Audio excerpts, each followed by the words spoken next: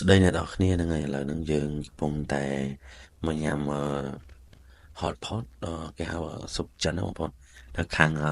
ស្ពានអាកាសស្ទឹងមានជ័យយល់នៅកន្លែងហ្នឹងធូរថ្លៃហើយឆ្ងាញ់រសជាតិវាសឹងតែនៅហាងចិនយល់ដូចនៅចិនគឺរសជាតិគឺខ្ញុំអត់ដែលបានភ្លួយគឺអ្នកនេះគេហៅស៊ុបឈាមទាហើយនេះកាទៀវចិនបងប្អូនបើបងប្អូនពុកម៉ែបងប្អូនចង់មកញ៉ាំស៊ុបចិនស៊ុបអីអាចមកទីនេះបានបងប្អូនហើយនៅកន្លែងហ្នឹងគឺថានៅរដូវចូលឆ្នាំចិននៅtrongខ្មែរអីគេ promotion fresh ជាគេ promotion នេះអីចឹងញ៉ាំ free ហើយនេះជាពិសេសខ្ញុំទៅញ៉ាំហ្នឹងគឺខ្ទង់បាយជាពេលងាយហើយក៏កន្លែងគាត់គឺថារសជាតិអីគឺថាតកែគាត់គេចិនហើយរសជាតិអីគឺ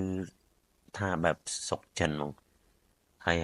បើយើងញ៉ាំទៅឈាមទាគឺវាយើងមកដែរញ៉ាំឈាមទានេះតែលើកទី1ដែលខ្ញុំញ៉ាំឈាមទាហើយបងប្អូនមើលទៅយល់ឈាមទាគឺវាបែបស្វិតហើយនេះគេដាក់ពងទាដាក់ផ្សិតដាក់អីចឹងគឺបានជាស៊ុបមួយឆ្នាំងដែរហើយគាត់ថាវារៀងមើលទៅរៀងខ្លាញ់តែគាត់ថាបើសិនជាយើងញ៉ាំទៅក៏អត់សូវអីដែរគាត់ថារសជាតិវាគឺថារៀងផ្អែមសាបហើយ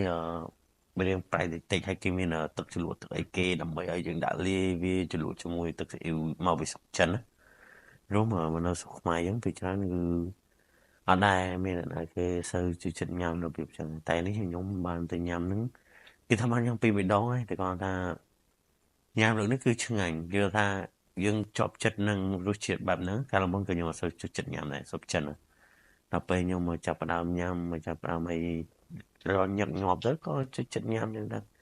នេះហើយក៏ញ៉ាំទៅយើងតាំងសមាធិតាំងអីចឹងឬនៅស្រុកចិនចឹងយើងមកញ៉ាំមីហ្នឹងគឺស្ដីនៅស្រុកចិនហើយគឺយើងធ្វើ style បែបចិនណាប៉ិតមកតាមការប៉ិតទៅមិនសូវចេះចាប់ចង្កឹះបានទេបងប្អូនតែគាត់ថាយើងនេសាទតែនៅហ្នឹងគេពីច្រើនគេញ៉ាំមួយចង្កឹះហើយស៊ុបគេញ៉ាំតែជាមួយចង្កឹះទេហើយហត់ទឹកស៊ុបហត់អីក៏គេអត់សូវប្រើតាព្រាដែរហើយញ៉ាំបាននេះអាទឹកស្អ៊ីវដែលខ្ញុំនិយាយហ្នឹងបងប្អូនគឺយើងចូលមកគេដាក់លាយមួយទឹកម្ទេសមួយអីមួយម្ទេសមាត់មួយខ្ទឹមច្រាំហ្នឹងហើយយើងដាក់លាយមួយ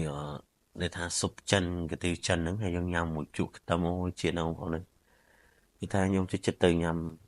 នៅនឹងជាញឹកញាប់ហើយអ្នកឈាមទាហ្នឹងគឺថាស្វិតគឺវាដូចឈាមជ្រូកណាឈាមជ្រូកខ្លះគឺយើងញ៉ាំទៅរៀងស្អាតតែឈាមទានេះញ៉ាំទៅរសជាតិវាអត់មានឆ្អាបអត់មានទេបងប្អូនសាច់វារៀងមើលទៅរៀងនឹងស្វិត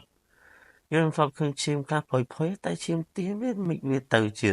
ស្វិតវិញបងប្អូនយល់ឪពុកម៉ែបងប្អូនបានទៅសាកមិនដឹងថារសជាតិវាមិននេះវគ្គចុងក្រោយគឺយើងហត់ពេកចូលតែម្ដងហើយយើងដាក់ហត់វេមកអស់ចឹងហត់លព្រាម្ដងយល់មកនៅចុងបើហើយយល់ឲ្យតែខ្ញុំទៅគឺញ៉ាំអត់ដែរឲ្យសល់ពីចាននេះគឺថារសជាតិគឺឆ្ងាញ់មើលមាត់ដល់ដឹងជាតិតែយល់ក៏ថាឈាមទាមួយក៏មកឲ្យសល់ដែរបងប្អូនយល់ហត់ទាំងទឹកហត់អីទាំងអស់តែនេះន័យថាវាអត់សូវឃ្លានតែបាញ់ហត់បាញ់ខ្ចាយមកដល់តែវិញគឺគេលក់ស្រួលបងប្អូនអើយរសជាតិវិញគឺក្តៅហើយសំខាន់ទៅទៀតនោះគឺម្នាក់ឆ្អែតអីមើលធ្វើមុខអូខេបាយ